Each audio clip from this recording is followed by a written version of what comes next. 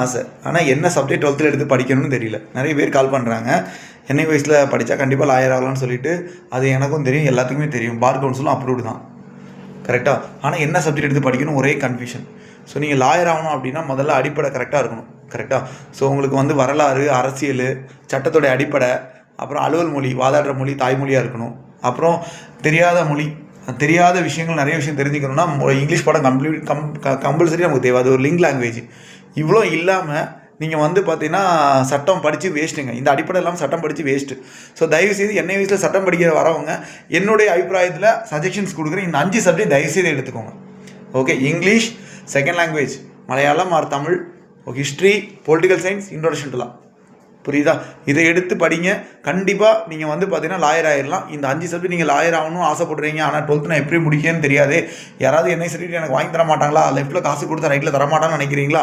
மறக்காமல் என்கிட்ட வாங்க, நான் வாங்கி தர மாட்டேன்.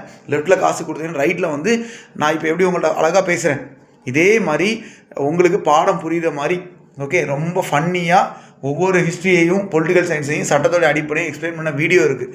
அதை முதல்ல வாங்கி பாருங்கள். சும்மா ஃப்ரீயாகவே தரேன், வாங்கி பாருங்கள். எல்லா சாப்டரும் தரமாட்டேன், ஒரு சாப்டர் மட்டும் நான் தரேன்.